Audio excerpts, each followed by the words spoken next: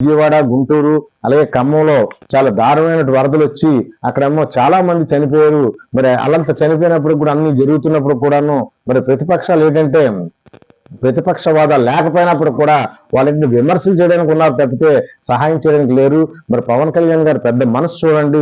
మీరు 6 కోట్ల రూపాయలు ఆయన సొంత నిధులు మరి ఒక ఉప ముఖ్యమంత్రిగా ఉండి ఆయన ఇవ్వాల్సిన పని లేకపోయినప్పుడు కూడా ఆయన 6 కోట్ల రూపాయలు చెల్లించి మరి 2 కోట్ల రూపాయలు 2 రాష్ట్రాలకు ఇచ్చి అలాగనే 4 కోట్ల రూపాయలు మరి ప్రతి పంచాయతీ కూడా ₹1,00,000 చొప్పున ఇచ్చినటువంటి ఘనత ఒక పవన్ కళ్యాణ్ గారిని మరి గర్వంగా చెప్పుకోగలుగుతున్నాం. అలాగే చంద్రబాబు నాయుడు గారు కూడా మరి ఒక విజన్ ముఖ్యమంత్రిగా మరి ఆయన చూడండి రాత్రింపవళ్ళు కూడా 24 గంటల్లో 18 గంటల సేపు సుమారుగా కష్టపడుతూ మరి ప్రజల కోసం నిరంతరం కూడా నీటిలో దిగి ఎక్కడికెక్కడ ప్రొక్లేన్ మీద తిరుగుతూ ప్రజలను పరామర్శిస్తూ వాళ్ళకు కావాల్సిన మౌలిక సదుపాయాలు ఏర్పాటు చేస్తూ ఆహార భద్రత కల్పిస్తూ వాళ్ళ పట్ల ఎంతో శ్రద్ధ చూపిస్తున్న ముఖ్యమంత్రి హ్యాట్స్ ఆఫ్ అని మేము ఈ సందర్భంగా తెలియజేసుకుంటున్నాం.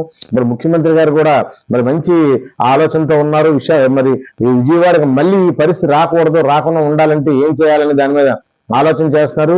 దాని మీద సరైన నిర్ణయం తీసుకుంటారు. తప్పనిసరిగా విజయవాడని మళ్ళీ పూర్వవైభవం తీసుకొస్తారు. కాబట్టి మరి ముఖ్యమంత్రి గారు అలాగే పవన్ కళ్యాణ్ గారు కూడా మనం కొత్తగా తెలియజేసుకుంటూ సెలవు తీసుకుంటున్నాం. నమస్కారం.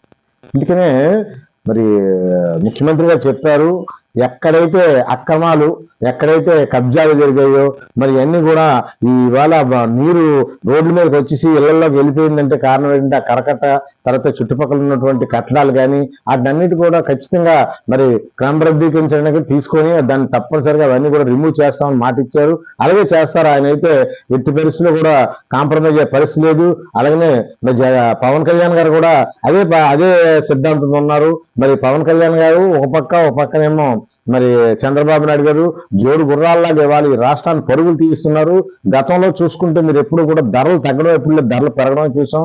మరి ఈ రాష్ట్ర ప్రభుత్వం కూటమి ప్రభుత్వం వచ్చిన తర్వాత మరి చూశారు కదా, నాదెండ్ల మనోహర్ గారు పౌర సరఫరాల శాఖ మంత్రి అయిన తర్వాత పప్పుల ధరలు తగ్గాయి, ధాన్యాల ధరలు తగ్గాయి, ఉప్పుల ధరలు తగ్గాయి, కూరల ధరలు తగ్గాయి, బియ్యం ధరలు తగ్గాయి. అంటే మరి ఇప్పుడు మనం అంతా కూడా రామరాజ్యం అడుగు పెడుతున్నాం. ఇవాళ ఏంటంటే మనందరూ కూడా మంచి రోజులు వచ్చాయి, ఇంకా మంచి రోజులు రానున్న రోజులు ఇంకా మంచి రోజులు వస్తున్నాయి, ఇంకా బాగుంటుందని మరి పిల్లలు రేపు రాను తరం కానీ అందరూ కూడాను సుఖ సంతోషాలతో ఉంటారని ఈ సందర్భంగా తెలియజేస్తారు.